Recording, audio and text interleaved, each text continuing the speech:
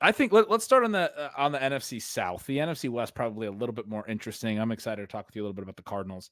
South is one I think we can get through relatively quickly. It's probably the worst division in the NFL. The Falcons are strongly favored to win it, as you discussed. I do really like the Falcons for fantasy football this year. Generally, there's a couple of reasons for that. The first one is that they have a really easy schedule. If you use these look ahead lines, not last year's win losses or anything, but what teams are expected to be this year, which Warren Sharp threw out on Twitter recently. The Atlanta Falcons have the easiest schedule in the league, and it's not like they're gapping the other 31 teams. It's not close. So that's not just that they're the single easiest schedule. It's that they're the single easiest schedule by quite a bit. You also get obviously the quarterback improvement. You get a new offensive coordinator, but specifically what I love about the offensive coordinator change, Sean, is that he comes as an understudy to Sean McVay. Most of those guys that have come from that situation have gone on to do some pretty good things in different offenses around the league. I've seen Zach Taylor with some success in Cincinnati, obviously LaFleur, you got Kevin O'Connell, you got, a lot of different dudes that we think are, this is a pretty good coaching tree, frankly. What I like about it is also that Raheem Mostert is a defensive-minded coach that was hired away from the Rams, but he wasn't with the Rams for super, super long as their DC. He's been around the league in a lot of different places. He knew a lot of offensive coaches in the league is the point that I'm going to try to drive home here. When he gets the opportunity to be the head coach and he gets to choose his offensive system and his scheme, what he wanted to do was to draw from that Rams offense and what was successful under McVay. He's been around and he thought we need to implement that stuff. All that is so important because if Atlanta implements what the Rams have, that is fantastic for fantasy. That's the Sean McVay system, the really high rates of 11 personnel, the fact that they keep the running back on the field all 3 downs because they don't want to let you match, right? Like they don't want to substitute on offense because they don't want to let the defense match. So they keep the defense in base personnel, which allows them to know what the defense is doing. And then they can be flexible within their 11 personnel. That's also good for the receiving weapons. That, we had some issues with Kyle Pitts at times not running the really high route rates. Go look at every Rams offense in Sean McVay's tenure. The route rates are massive, right? I'm not saying that's definitely going to happen with Kyle Pitts, but when you combine all of the factors in play for Atlanta, the easy schedule, the quarterback improvement that's going to lead to more dropbacks, the scheme change that's going to lead to more dropbacks. I should say the quarterback improvement is good for efficiency. We've talked about Kyle Pitts' off-target rate. The quarterback style change is probably the bigger thing that I would emphasize for the dropbacks. They've had more mobile quarterbacks the last couple of years. Kirk Cousins is a dropback passer. In every team he's been in, a lot of the called pass plays turn into pass attempts. He ends up with a high number of pass attempts. That number is going to jump for Atlanta this year. Bijan Robinson, I believe, is going to be on the field for 3 downs this year. Tyler Algier had a tough year last year. They did a lot of rotational stuff with him last year. I think, Sean, you can make a case that Bijan Robinson should be, as much as I like the top 5 picks, and I think they're all really, really strong, that Bijan Robinson should be in that tier and should be right there with Christian McCaffrey as the kind of RB1 going into this year. He's such a traditionally easy play to make as a year 2 guy that looks like he's ready for the massive workload. He's ready for the 3 down. Like we just saw it with Kyren Williams last year. They kept him on the field for 90% of the snaps. Bijan had a tough year last year. You hear his quotes. He's like, he's basically said to some of the fans, like, I'm sorry that I let you guys down. I'm excited for year 2. Like, this is a guy that's going to fight to be on the field as much as he possibly can. And this is a team that wants to go out and win this division and end their long playoff drought. And again, there's nobody really behind Bijan at this point. Tyler Algier, a day 3 pick who was a fun rookie that had a really inefficient year 2, 3.7 yards per carry last year. Bijan 4.6, significantly better. And they had nearly identical volume. I mean, not nearly identical, but 214 carries for Bijan, 186 for Algier is not a massive change. The big difference was on the receiving side. Bijan gets 86 targets. So this is another reason why I'm so into Bijan. That's the one thing we did see last year was his receiving, his 3-down profile translated. And Kirk Cousins will throw to the backs a little bit. He is a drop back, less mobile passer, especially with the Achilles. It's a different offense, so I'm not going to say he's going to get 86 targets again this year, but it was really great to see that the one thing that he did stay on the field for all the time was all the passing downs. He can obviously do all of that stuff. That was part of the prospect profile. This is a guy, Shawn, we were told was a generational player. I think he's going to be on the field a ton. And I think they're going to stick in 11 personnel as much as they possibly can as well, which is going to keep Kyle Pitts on the field more than he's ever been on the field. It's going to keep Drake London. It's probably going to keep Darnell Mooney and maybe Rondell Moore as their 11 personnel. I think it might be a little bit different because they might play Pitts as one of the wide receivers. And so it might actually not classify as 11 personnel, but it would be de facto 11 personnel. So they might actually be playing a tight end for some of it alongside Pitts, which would be great for Pitts. It's just splitting him out wide. The point is, I'm really stoked about them bringing over a Rams coach in Zach Robinson to be their offensive coordinator. I'm really stoked about the change in pass volume expectation with Kirk Cousins. I'm really stoked about the easy schedule and the ability to play from ahead as it relates to Bijan Robinson, as it just relates to their ability to get more possessions. Their defense isn't going to be on the field a ton against some of these bad offenses, get the ball back into their offense's hands. This is an offense that I want to be heavily exposed to, not just because I'm a Kyle Pitts slappy. Obviously, we know I am, but I want to be heavily exposed to Bijan. I want to be heavily exposed to Drake London at the 1-2 turn. I definitely want to be on Pitts. Shawn, I want to take late round stabs on Rondell Moore in best ball because this is an offense that I'm not excited about. And I think Rondell Moore might still have a little bit of juice. They might be able to scheme up some fun stuff for him. Am I crazy? No, you have sold me on all of that. And schedule does matter. Occasionally we'll get some people who want to come in as strength of schedule agnostic fantasy drafters, won't be that interested in our strength of schedule streamer, for example. And I'm like, you can ignore all that and you can understand that there are some elements of these different types of plays that are less sticky than others. But when you're talking about the extremes, if you want to really drop some rocket fuel on your upside, you want to understand what the schedule is. The thing that I just want to maintain, not like a healthy amount of skepticism, but not let myself get over the top on, is I do think there is potentially a trap, at least for me, to get so excited about an offense that I don't consider the fact that maybe everything wasn't the fault of the person that I think it was the fault of.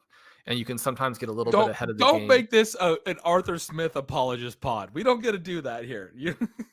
But again, I think context does matter because, so the Atlanta Falcons schedule is going to be super easy and they're going to make some changes, but they need to make some changes. They have a 2-win advantage in the market over the New Orleans Saints, and they finished 127 points behind them in point differential. The New Orleans Saints had a better point differential than the Detroit Lions in last year's regular season. Now, partly is that they got to play in the NFC South, which is absolutely terrible, right? But they have a pretty decent defense. They were number 2 overall in pass defense WAR. This is a team where I think the defensive side of the ball is underestimated, right? And they've made some further additions there to where I think you could look at the New Orleans Saints and say that not only they should be the favorites in the South, but maybe the favorites by a decent little margin. They go and with the number 14 pick, they draft an offensive tackle. Maybe their offensive line jumps up into the elite area after they put up some decent numbers last year. You get some time for Derek Carr. You get Chris Olave to get the full breakout season. You have Kendre Miller healthy enough to play some. They make some, mild adjustments to some of the things they want to do from a scheme perspective there. I certainly wouldn't say the New Orleans Saints is a sleeping giant. I don't think we have that type of team at all anywhere in the NFC South. But I do think it's important to keep in mind these teams are coming in from very different places, and the jump that the Falcons have to make and the ease of schedule difference they have to have just to get even with the Saints is pretty dramatic. So if you're going to give me 2 games to bet against that, that's the part I'm probably going to take there. Now, I'm probably a little bit higher on Derek Carr than most people in that I think he's a below average quarterback as opposed to a non-starter. And, we saw just last season what Baker Mayfield could do when he got a decent situation. I just think that this Saints team is the top to bottom franchise in the South that's actually a decent team. And I'm not sure that we can really say that about any of the other three members yet. That's a good note. I didn't mean to cut you off and not let you offer up some Arthur Smith apology. If you want to do that a little later, I'll have to allow. I didn't even say his name, man. I didn't want his name to appear on the pod. You're like, it's not all the fault of the person. Like, nope, I'm shutting that down. Atlanta Falcons are minus 130 to win this division. You mentioned one of the biggest favorites. The only two teams that are bigger favorites are the Chiefs and the 49ers. Those are the only three teams that are better than 1-to-1 odds over at DraftKings right now to win their respective divisions. Falcons minus 130. The Bucs are second at plus 300. You can get the Saints at plus 380. So if you like Sean's case there, he's not saying it's betting advice. I'm just telling you that's one of the better bets that we've given out, I think, for this show in terms of him saying that they maybe should be favored and not even slightly favored, but by a decent margin. And you're getting almost 4-to-1 pricing on them. That feels nice. The Bucs falling in between there, Sean, is interesting because they won the division last year. And at the same time, we came into the year with a lot of concerns about them. They mostly did everything they could to try to run it back from last year. But this feels like one of those teams that, as we were talking about in the NFC East, talking about how the Giants go from a good 2022, they make the postseason, they win a postseason game, and then 2023, things kind of fall apart because really when you look under the hood, they weren't actually as good as their 2022 probably. And we were talking, okay, well, they're probably not as bad as their 2023 either. They're somewhere in between there as their roster has developed as well. Similar thing with the Eagles. They have the great 2022, and then the expectations get high, and then they underperform in 2023. We talked about that with a couple teams in the NFC East. The Bucs would be my pick for that type of a team this year, where I think there's a lot of excitement. You look at their playoff schedule as well. You start looking at the best ball stuff. They play at the Chargers, at the Cowboys, at home against the Panthers. No weather concerns, so there's reasons to be excited about potentially trying to stack them up for best ball contests and things like that.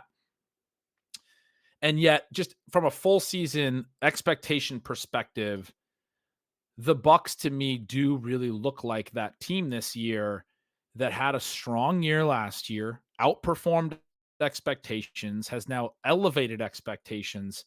They lose their offensive coordinator, which is not a minor thing. Baker Mayfield has had some good seasons in his career. He's had some really bad seasons. And I think that's been somewhat because he's had a lot of coordinator changes and a lot of different schemes and a lot of different stuff. And I don't think it's great that you don't have Dave Canales there anymore when he got Baker to play well again after everyone thought they left him for dead because he had struggled so much the year prior, both in Carolina and then with the Rams as well. He did all right with the Rams late in the year prior in 2022. But I mean, that offensive coordinator change worries me a little bit with Baker. You have it's starting from not a great position to start with. They were 10th in the NFC in points. They have a quarterback that nobody likes, and they can't run the ball. So, I mean, this is like a Mike Evans team where, I mean, if your entire thesis on the offense is that a 30-plus-year-old wide receiver is going to have another career type of year or even just, manage the metronome-like production he's had to this point, that's a tough bet.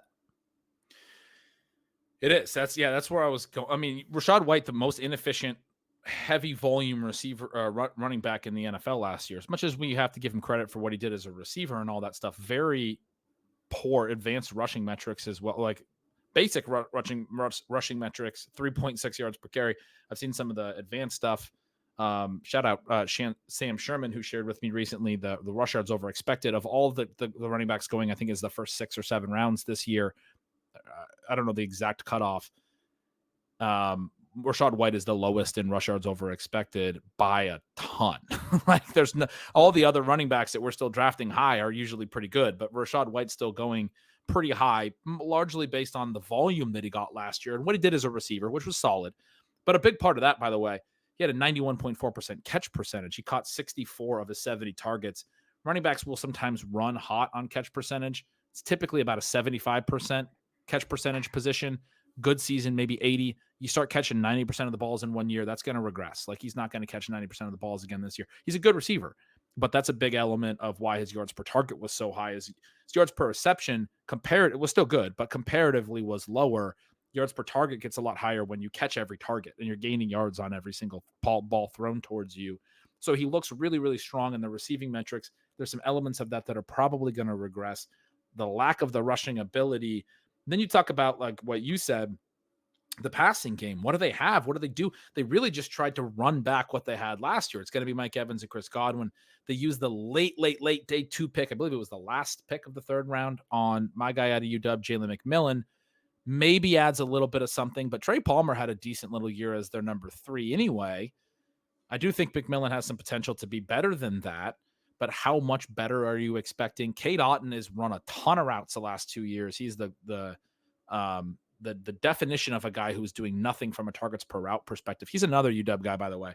Well, I like Cade Otton, but has been totally floated by route volume. I think he's undraftable because we talked about this in the NFC East discussion, but as soon as he loses any of those routes to somebody else on the roster, he has no utility. His targets per route run have been so low. He still doesn't have much utility, but he's been able to get to like he had 455 receiving yards last year because he ran a massive number. He's averaged over 500 routes in his first 2 years of his career, and that's why he's had vaguely usable lines, which aren't even that usable. So he's, in my opinion, undraftable. I've seen him go late in a lot of formats. The Mike Evans thing as well, Shawn, they threw 28 touchdowns last year. He caught 13 of them. He caught almost 50% of their TDs. Godwin catches 2. He actually ended up with more receptions than Evans, quite a lot fewer yards because Evans is the higher more explosive player.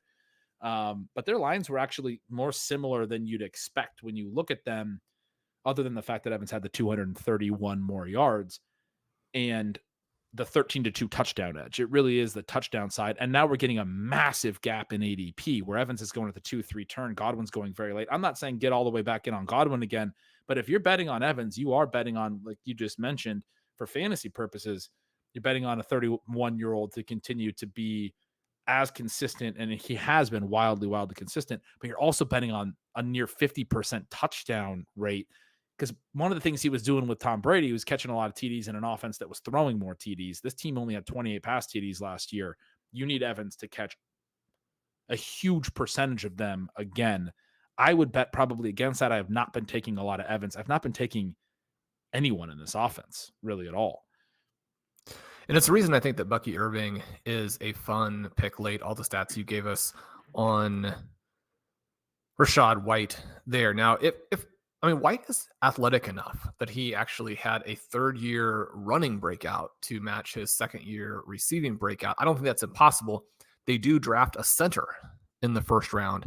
And so the really bad run blocking numbers for this team, those could potentially improve at least slightly. There are some little types of moves that you might make. You mentioned McMillan, you mentioned Palmer. Godwin is interesting because I do and have liked him a lot. And certainly if you're the type of drafter where you believe you should completely fade touchdowns, then this sets up as a gold mine for you. Blair, again, has lots of great research on why you probably shouldn't fade those touchdowns.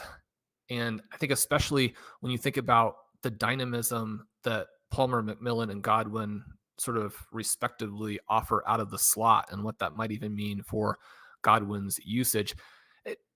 I think that he's still a very, very good receiver. And so I'm not in any way projecting some collapse in routes or anything like that. But I do think there are some very minor negatives that would balance out the potential positives, where even then the ceiling isn't that great.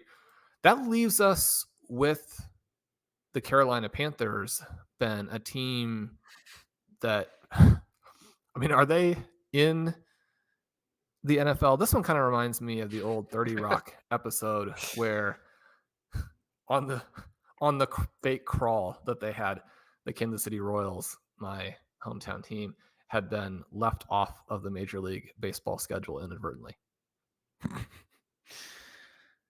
Yeah, I mean, I was hoping that you'd kick it back to me on Tampa so I could ask you if there was anything about Carolina that was worth talking about. I mean, I have a couple broad takes. I think number one, expectations are so low and there's so much negativity around the Bryce Young pick because CJ Stroud goes and does what he does that they go and hire away Dave Canales, who's done great with Baker Mayfield and Geno Smith previously when he was in Seattle. And I think there's a hope that he can be this quarterback whisperer and get something out of Bryce Young so they can be a little bit less of a laughing stock for taking Bryce Young 101, essentially. I mean, I think that's going to be essentially what they would define as a successful season at this point.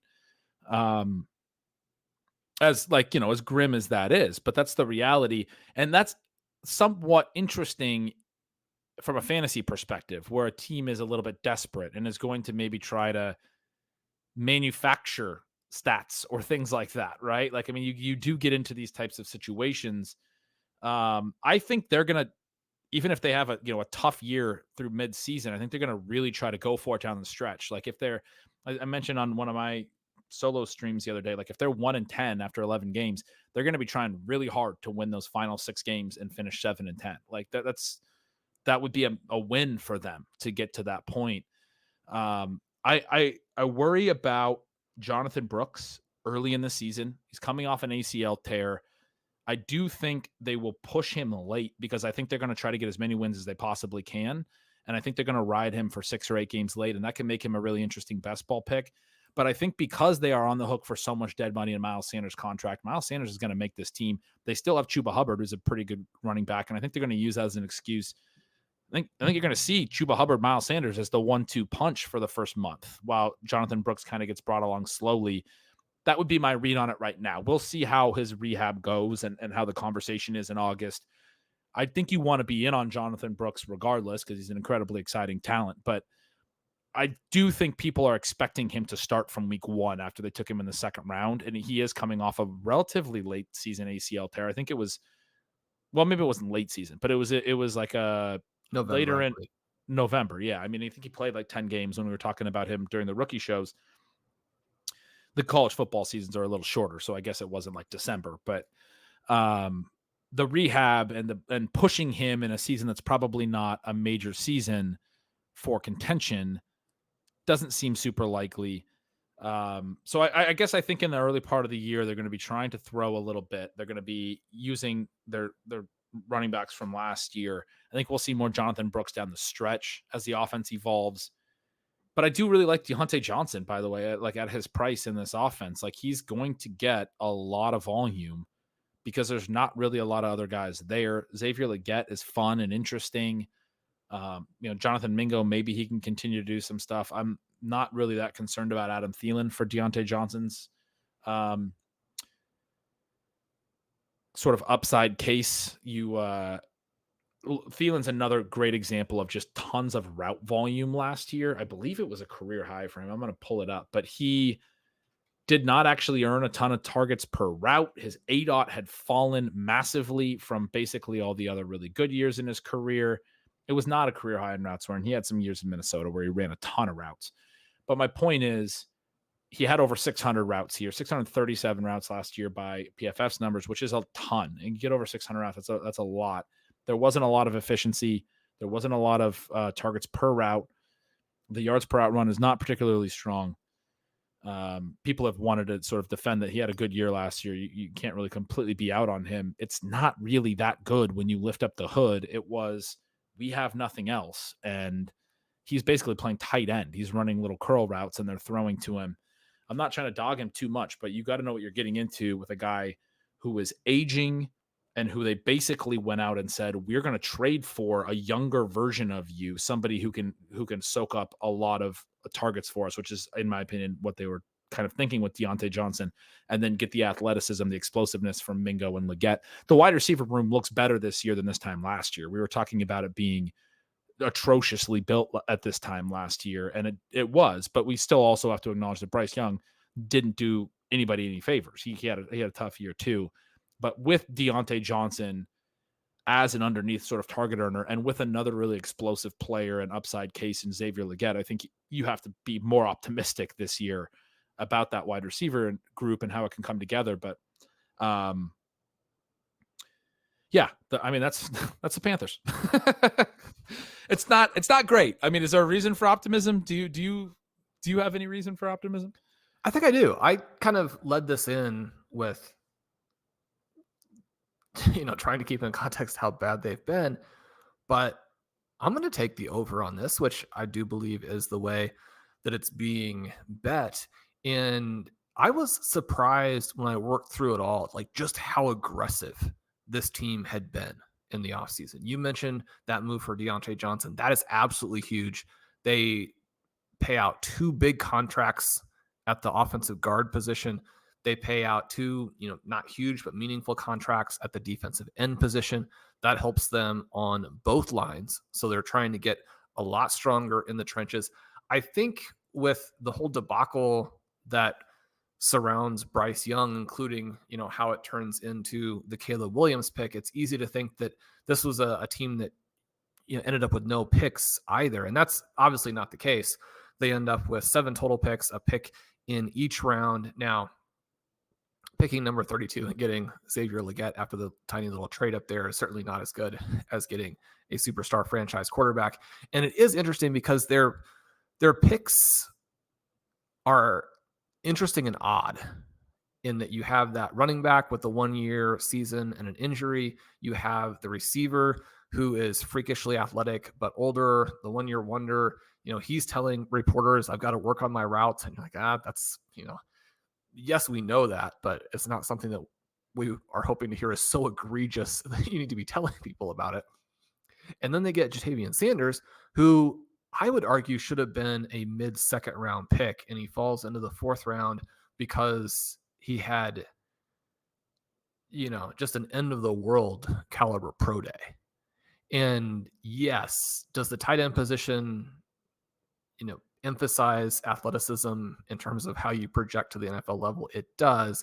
Does that wipe out everything that Ja'Tavion Sanders had done? Are you going to ignore a young player with elite college production? The pieces that they put around him now are at the very least intriguing. And if Legette hits, I think it's so tough when you have a Bryce Young pick and then you follow that up and say, we need receivers, and you take another like huge home run swing that has a great chance to be a strikeout.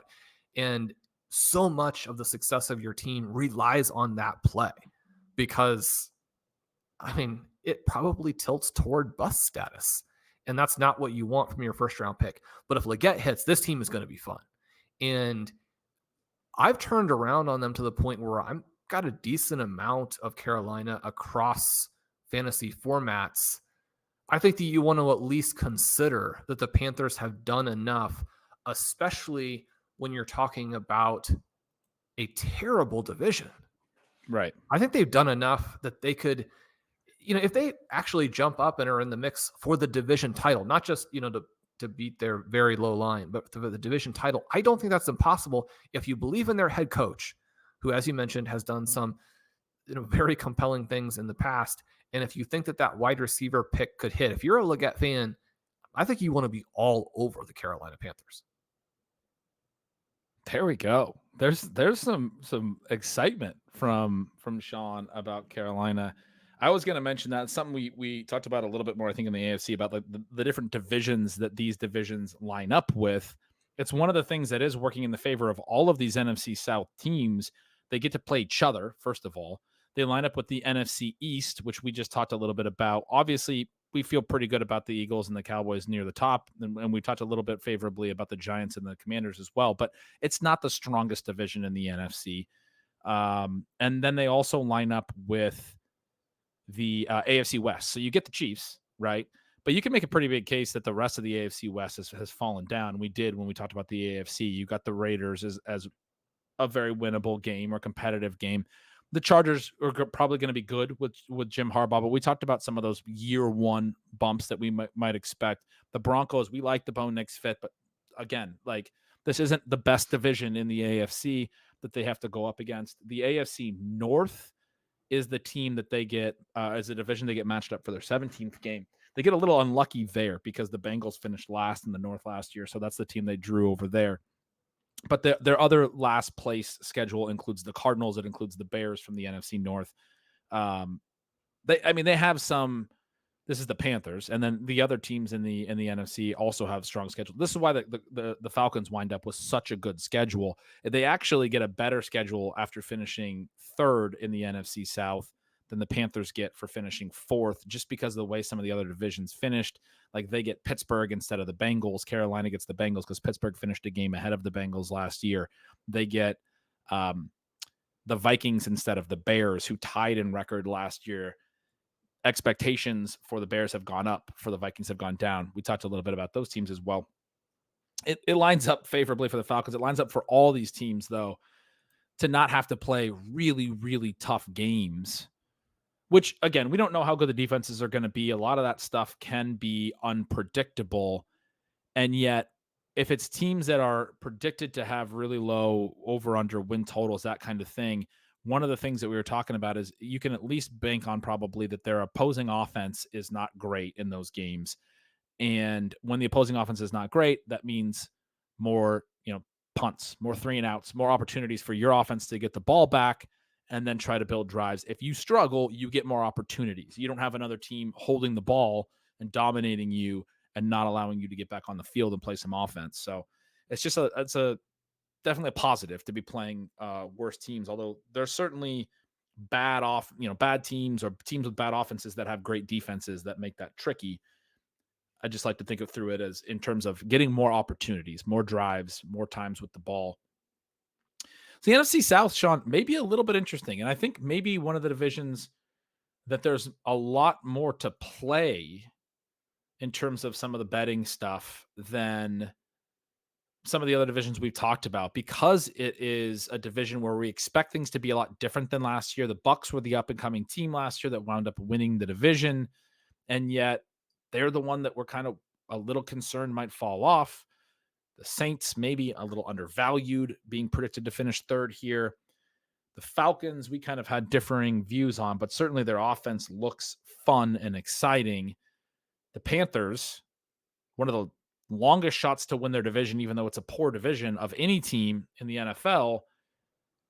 One of the lowest win total over-unders, although it did already jump a win, I noticed. It started at 4.5. It got bet over heavily, and it's jumped to 5.5.